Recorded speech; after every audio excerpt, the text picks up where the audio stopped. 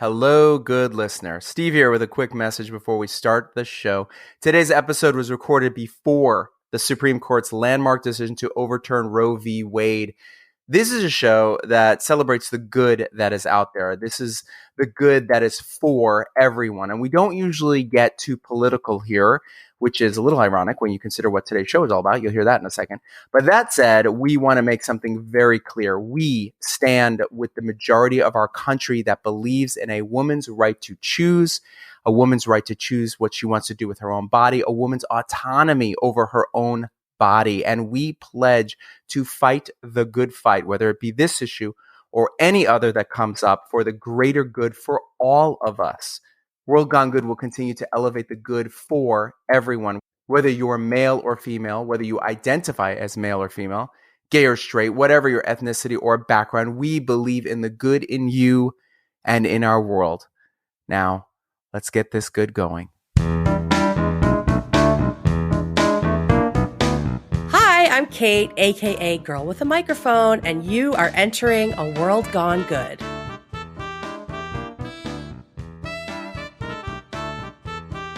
Well, hello, my name is Steve, and this is the place where we shine the light into the darkness to prove this world of ours is still pretty darn good. Have you subscribed to our show wherever you are listening right now? Go do it. I'll wait. I'll hum our theme song until you get back. And while you're at it, give us a quick rating and review. I know this theme song by heart. I'll keep everyone entertained humming it. When you subscribe, rate, and review us, you help new people find this here good pod. And then they can learn how to hum our theme song. And that, people, that is worth it.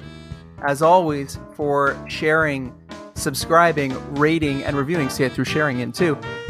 We say thank you. Okay, so today we are diving back into the scary zone of, brace yourselves, politics. Wait. Don't turn off the episode. Be brave. Come on, stick it out with me. I promise. It'll be a good time. We've gotten our good on with our political side before, remember? We spent some good time with Johnny Brookbank talking about his good and not so good time seated on his own city council. And our very first episode ever with Faith Saley was all about protesting in a kind of hilarious way. Today, we're going to lean into the kind of hilarious way with a woman who sees herself more as a good agitator than a good activist. She is Kate, and she must be doing something right because 85,000 followers on Instagram alone are digging her good agitated ways. And it all started when she picked up a microphone.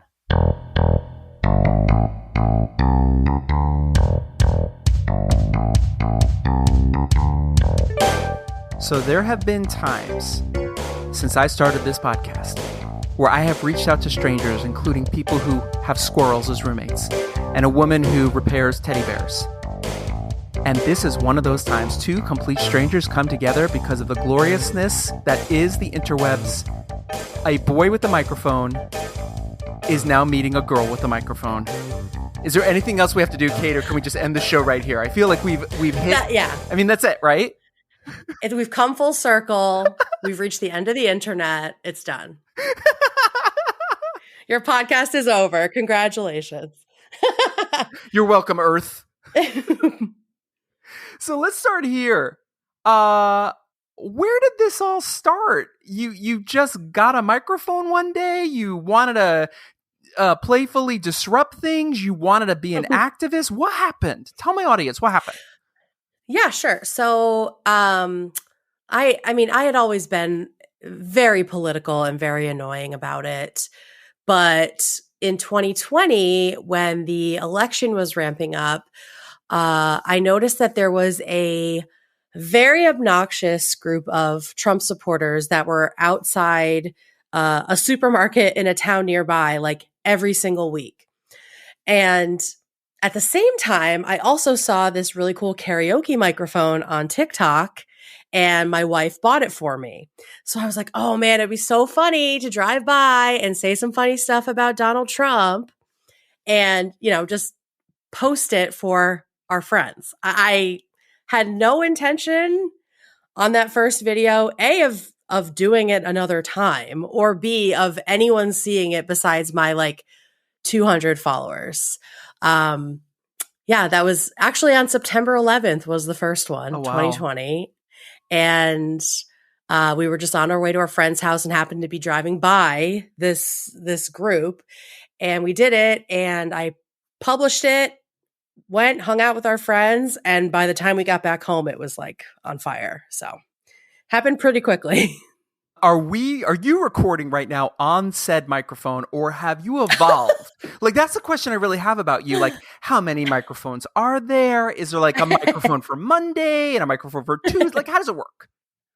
I am not on my microphone right now. I'm on my podcasting microphone because I do also have a podcast, but I am on the second generation of the microphone because, in 2020, I did an auction to raise money for the Georgia Senate races, and I auctioned off the first microphone, to raise money. So I am on my second generation at the moment. Do you miss that microphone? No, it was for a good cause, and I was happy to do it. And the person who won it was thrilled. And the new one is like a neon purple, which is really pretty. So I'm totally over the first generation and on to the You've next. moved on from that relationship. Yeah, yeah. But you got to keep looking forward. Exactly. Now, speaking of which, that was one of your biggest fundraisers. You over 10 grand you made for that Georgia 2020, I'll get English down, Senate race. What was it about that? Are you in Georgia? Is that the spark, or you just wanted to support the cause? I really wanted to support the cause because that was the tipping point for us to get the Senate majority. And we were on the cusp of picking up 2 blue seats in Georgia, which is kind of unheard of. And there was a lot of momentum there. There was a lot of attention on Georgia anyway, because Stacey Abrams was running for governor, and that got like totally stolen from her. So I wanted to do something really good for Georgia. And everyone seemed to be watching that state. And so I just decided, like, let's freaking do it. At that point, I had a few celebrities who followed me. And so I reached out to them and I got items from a bunch of them, which was awesome. And then I also opened it up to other followers who, could give away services or crafts or fine art and things like that. And yeah, it came together, and over a couple of days, we raised $10,000 to donate, to split between John Ossoff and Raphael Warnock's campaigns. And they both won. They both did win. And what I love about you doing what you did is, like, you took something that you were playfully passionate about and turned it into an activist movement. Do you see yourself as an activist? Do you wear that as a badge of pride, or is it just, are you like a shy activist? Like, I know you're not, but you know what I'm saying? Yeah, no, I'm not. I would say I'm not shy about anything. I like to consider myself an agitator more than an activist, especially online. I think I'm not very good at trying to keep everybody happy. And I mean, it happens in my comment section where people get annoyed with me, mostly when I try to hold Joe Biden accountable for things, President Biden accountable for things. So I think I'm more of an agitator, a shit stirrer.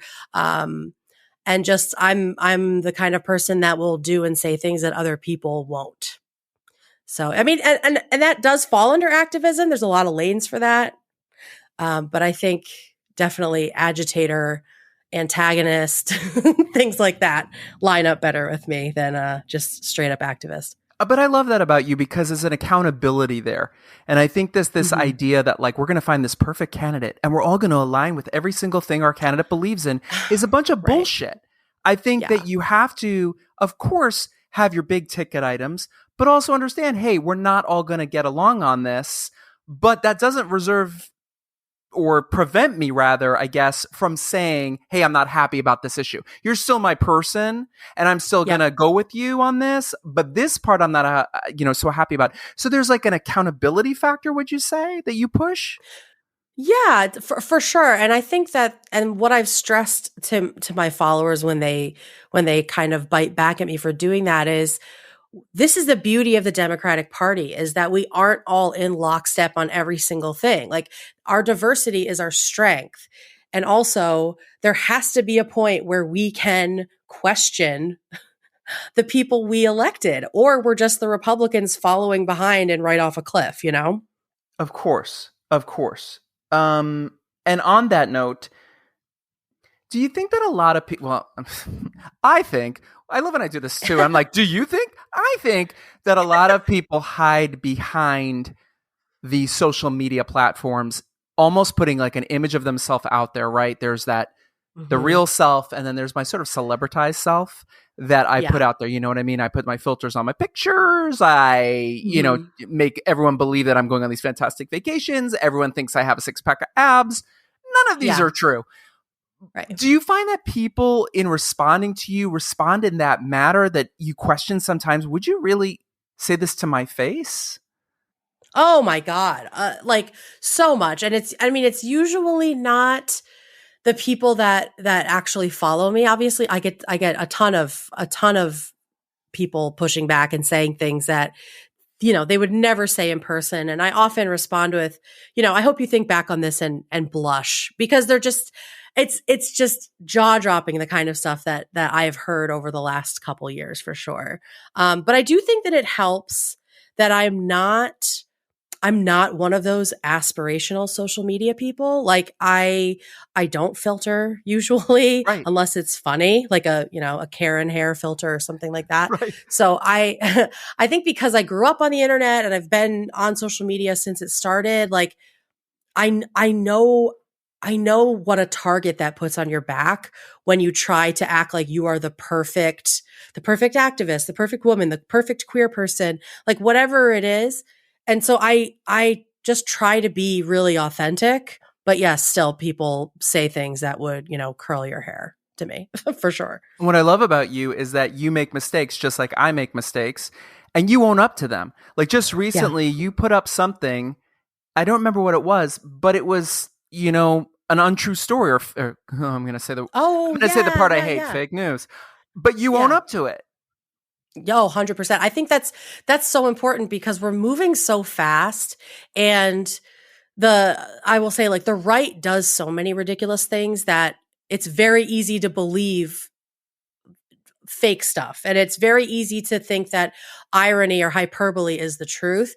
And so I try my best to not just take things down. I then put up something else saying that what I shared was wrong or fake or whatever the actual truth is. Because even though we're moving fast, I don't want to be a source of misinformation, even if it's funny, even if it makes people feel better. Like, we have to hold ourselves to a higher standard on our side.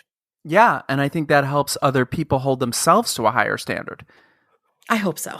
in a perfect world.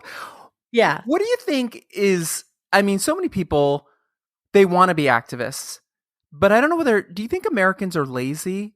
Do you think I mean, look, I'm being blunt here. Like, anybody who's listening to my note show, like, again, you talk about aspirational. People come to World Gone Good and they expect me to be like, and now everyone, I'm going to show you how to provide clean water to everyone in India. No, I'm not. I'm going to tell you the truth. Right. So do you think that? Well, I will say that, for context, I lived in France for a little while, and I mean, those people know how to protest. And so, like, the juxtaposition is interesting, but also in France and in Europe, they're not worried about healthcare or like the crushing weight of medical bills or the crushing taxing toll of no vacation, like, from their job. So I don't think that we're lazy. I think that we're exhausted. Yeah. I think that we're just in a different place than a lot of other countries that seem to have a lot more vigor. That being said, I mean, in the last few years, I mean, the Black Lives Matter movement specifically has been incredible, and showing that we're not lazy. And even if we are tired, we can still make a lot of great things happen. So I think we're tired, and I think we're also too big as a country. Like, we're just huge, and it's hard to get any sort of cohesive movement going and staying on track in a place that's just massive. Like we're just too big. I agree with all that. And I think there's a certain amount of, and we certainly felt this during the pandemic, of being beaten down. And Yes. it's just too many things at once. And you kind of like, okay, Yes. you sort of just go into like, I'm going to be over here in the fetal position behind the bed. Yes. Yeah. And if you Yeah. need me, I mean, text mental me. health is like mental health is at an all-time low. I think globally, right? But especially here where we're coming off of 4 years of just constant bad news with Trump, right? And then we just backslide into COVID, and there's the school shootings just don't stop. Now that all the kids are back in school, and it's like it's too much. It's just too much for people to process.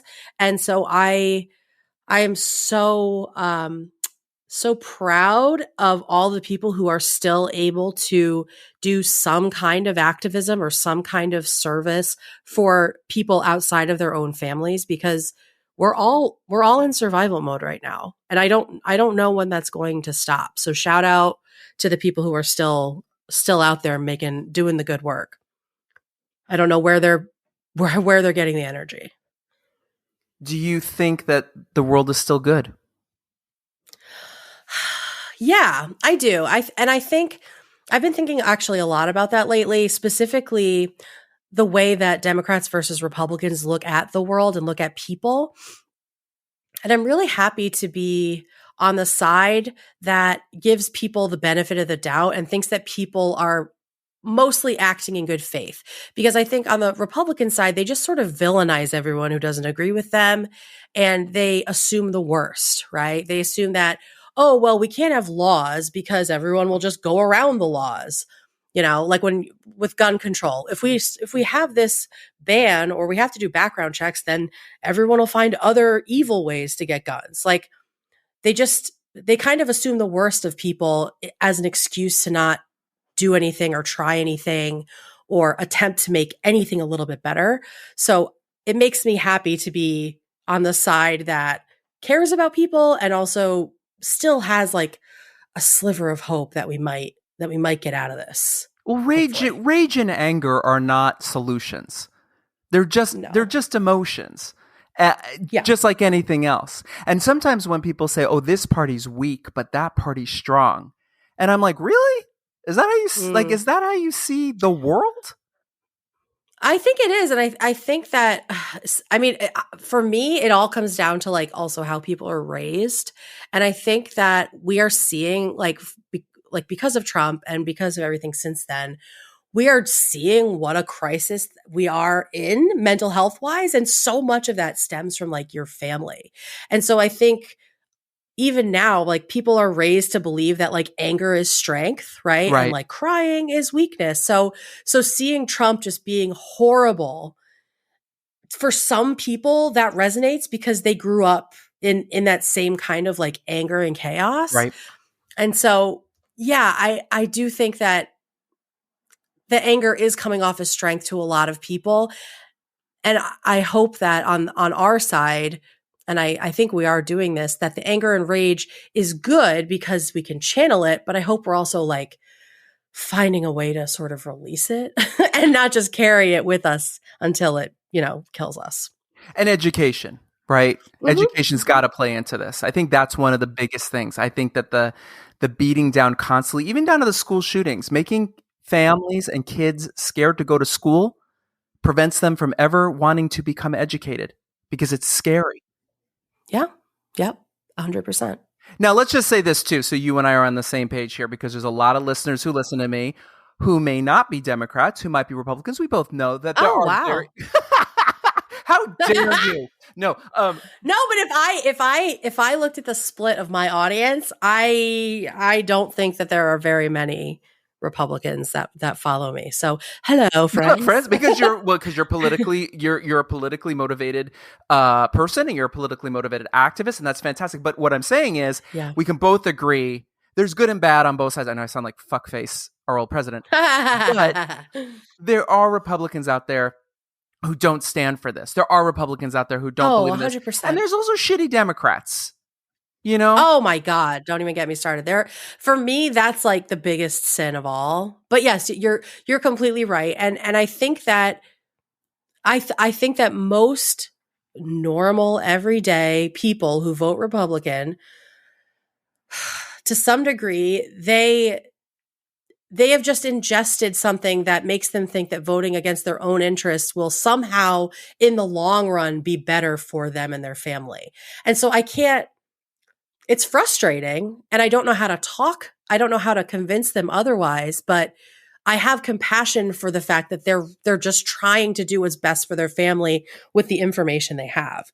And that's politicians' fault and lack of education. Exactly. And also I feel that there is an idea that if someone gets what I have, then I have less. Correct. Yeah, the scarcity mindset. And it's not. It's if someone Mm-mm. gets what I have, I'm happy for them. It's not like you came into my bank account, you made $5. I have $5 less. It doesn't work that way. As they always say, it's Right. not pie, right?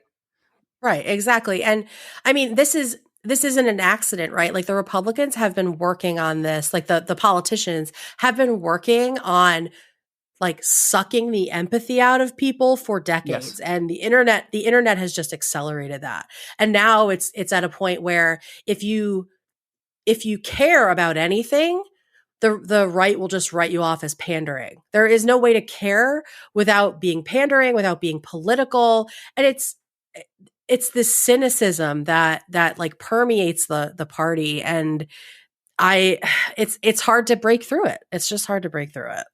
But what do you say to people who say to you, well, you're a cynic for saying that? Right? I think the facts are on my side. I mean, I am terminally online, as the kids say these days. And I mean, any time that specifically like a politician does something, or a celebrity like Meghan Markle going to Uvalde. I mean, she was dressed down. She had a hat on. She didn't have photographers with her at all. No one even knew she was there until she was gone. And then they realized who it was. But her just going and like laying flowers for these kids that had just died that week was considered pandering. Like they're just, there's just a very, they're very good at spinning things. And I wish that wasn't true. I wish I was just being cynical, but I think that I'm right on this, Steve. I think I'm right. That's what I say. We talk about this on the show all the time about being right or having a relationship, and sometimes you can't have both. But in this Yeah. case, I think we're going to let you be right on this one. Oh my God, thank you. Let me ask you this, getting back to a little bit of a lighter note here. Mm. Are you the funny one in your family? No one in my family would agree with me if I said yes. I think we all think we're the funny one in my family. And I that makes me think of this time one of my cousins came to visit, and she said to me after like spending the day with me and my brother and sister, and she was like, I'm so angry right now because I'm the funny one in my town. She's like, I'm the funny one in my school. And then I come here and I'm like chopped liver next to you guys. So like it's a family competition to be the funniest in the room. And that's how I happened. Oh my gosh. When my father passed away, my father was a very sharp, funny guy. And my father Yeah. passed away, and I'll tell you why I'm telling you this in a second, but my sister gave a eulogy, and then my brother's a pianist, and he played this beautiful medley of, he took my dad's favorite song and he turned it into this like beautiful thing, because my brother is a great pianist and Aw. artist. And then it was my turn, and I came up because I'm the youngest, and I was putting the microphone on, and my brother had to walk kind of across everybody from the, where the piano had been. And as I'm putting the microphone on, I just say out loud, because it's me, I go, yeah, I can play the piano like that. I just don't want to. And 100 people exploded laughing. And I looked up and I was embarrassed for myself, right? Like, oh my God, why did I just say that out loud? But Right, that's my stupid right. mouth, right? Yeah. My mother later told me, oh my God, it was so beautiful because we were all crying. And then you said the funniest thing. And one of my Yeah. dad's best friends came up to me and said, you are the funniest human on planet Earth. And my sister, who was standing nearby, came up to me and she was dead serious. She's like, you are not the funniest. Dad was the See, you funniest. get I'm it. like, here You we get go. Okay. Yeah, you get it. You totally get it. Um, where are you going with all this? Do you have a plan? Do you want to? Do you see yourself running for office at some point? Is that a part of your journey? I get that question a lot. I also get demanded that I do that. Like people tell me I need to. Right. It doesn't feel like it's part of my plan. Mostly because I've seen, and we need legislators, right? We need these elected officials, but they have to give up so much of themselves, like not just like compromising on things, but also like their own family, their own well-being, their own life. They give up so much just for like half the country to hate them no matter what they do. And I I don't know.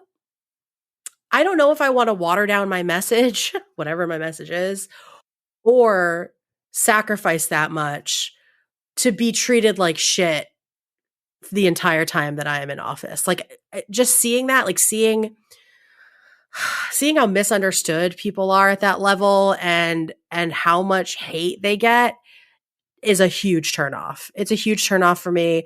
I want, everyone, if you want to run for office, do it. But I don't think I would get elected because of the shit that I've already done, for starters. And then I don't want to compromise on the way that I talk and the way that I say things. So, um as of right now, I don't feel like I'm going to run for office, but I also just randomly one day picked up a microphone and everything changed. So who freaking knows? I don't know. And as for like a plan, no, I don't have one. Do you? I don't have a plan, Steve. So, well, I love that I love people who have a plan. I'm like, of course you do. You're adorable. Yeah, no, no. I don't have a plan. Do you get up in the morning and just a spark comes to you, or what's the creative process? Is there a creative process? Yeah, I would say because there's not a lot of people to yell at with my microphone anymore. Now that the election's over and then COVID happened, you can hear that I have had COVID recently. So now it's just like making funny videos, making political videos. The creative process is usually I am scrolling through TikTok and I hear a sound or like a song or whatever that's something I could do. I have a funny idea that goes with it, and then I email myself about it. And so whenever I have time, I like sit down and go through all the emails I've sent myself, pick out a video and just run with it. So I mean it's pretty spontaneous. This isn't my job. I don't make much money at all from doing this. So it's very much on the fly. It's your passion. Yeah, it is. And I kind of don't want it to be my job for that reason, because I see how much it kills creative people when they make creating their job.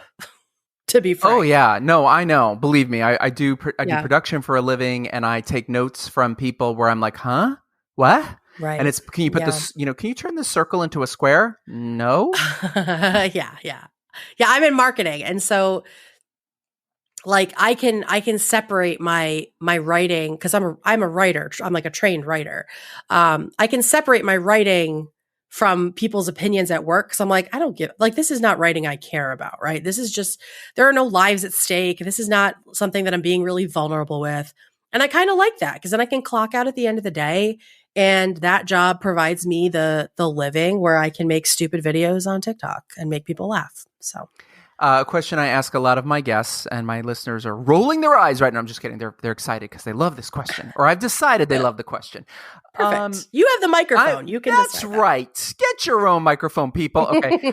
If you could get in a time machine and go back to, I don't know, 13, 14, 10-year-old Kate, Oh, yeah. what would you say to her? What would you tell her? This is a very RuPaul question. I don't know if you watch Drag Race, but I'm honored. she always That's a high compliment, so I say thank you.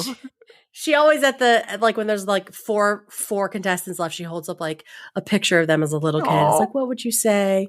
I would say you're doing what you're supposed to be doing, because at that age I was writing a lot constantly. And I got away from it because I thought it was stupid or pointless or just a hobby or something that wasn't going to go anywhere or that I wasn't very good at it. So I think that I would just say you're doing what you're supposed to be doing, because I don't know if it's true for everyone, but it seems like, especially with COVID, which has kind of like cleared the decks and made people think a lot about how they want to live their lives. It seems like me and my friends and a lot of other people are just trying to get back to the person we were when we were 10, right? Like doing the stuff we really love and enjoy and not being so obsessed with like making money and being part of like capitalism. So I would say keep doing what you're doing, Kate. You're gay, but you'll figure that out later. That is amazing. Heads up, though.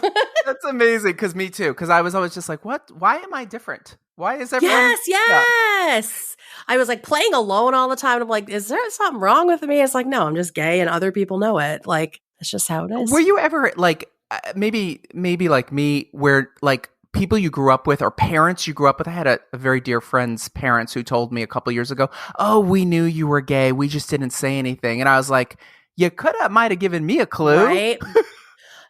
For me, it was a total surprise, like complete surprise for my family. So no, but internally I knew, right? And I think that I gave off energy with other kids my age that I was different. Especially like when I was younger, before you get all these other like weird insecurities. So, yeah, but my whole family was just completely shocked, completely shocked. And those who are listening right now are like, what? We didn't know either. I know. I'm still surprised that people who follow me like don't know. Like at this point, most people do. But I mean, as recently as like 6 months ago, I'd say like my wife, people would be like, what? Yeah, but part of that also is that like we're living in pansexual, polysexual, trisexual, bisexual. Like there's all sorts of choices, and which I fucking love. Like be who you want to be, and just spread some love and some good. I think that's great. Absolutely. We close these shows with 3 questions. Don't worry, they're easy. You know the answers. Question number 1, where do people follow you? How do they find you? And plug your podcast. Yeah. Okay. So you can follow me on Instagram or TikTok at The Girl with a Microphone. Same on both. And my best friend and I from childhood, this is what I mean when we're getting back to like being a 10-year-old again. We run a podcast recapping every episode of How I Met Your Mother, which is our favorite show. And it's called Hey Beautiful. And you can find it everywhere you listen to podcasts. And we're on Twitter and Instagram at Hey Beautiful Pod. The final 2 questions can go back to anything you want to say that we already talked about or anything you just want to say. Question number 1 is, who inspires you?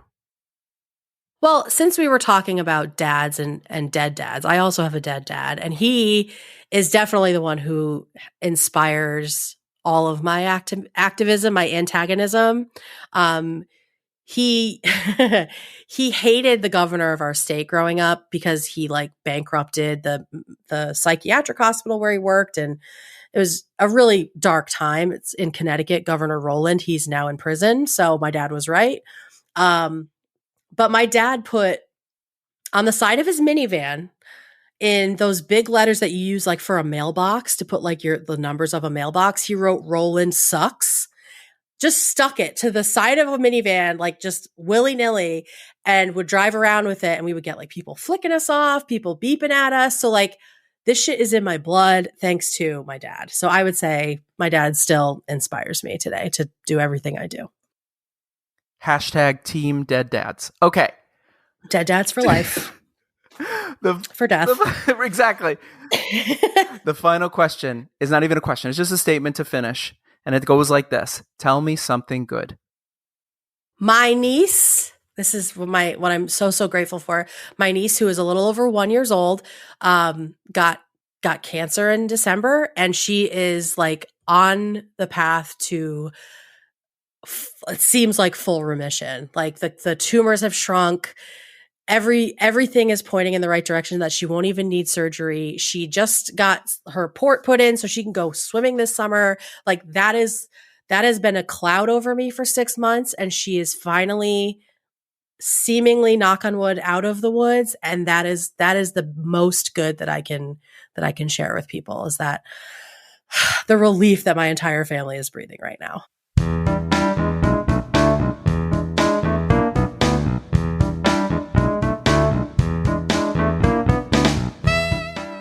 Thank you, Kate, for sharing your good.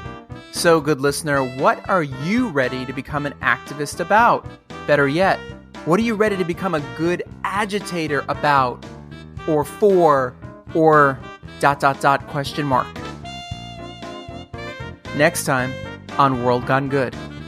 Fundamentally, what we're doing actually is demonstrating for our young people that there's nothing wrong with who they are, that they're worthy of a shelter, they're worthy of home, they're worthy of care, they're worthy of love, and that they're worthy of a life of their choosing. Alex Roque from the Ali Forney Center in New York City joins me to share the good mission they are on each and every day. We are talking about helping LGBTQI homeless youth, providing shelter, building community, and what happened when Golden Girl B. Arthur left the center $300,000 in her will. This and so much more. Can't wait for you to hear it. Until then, be good.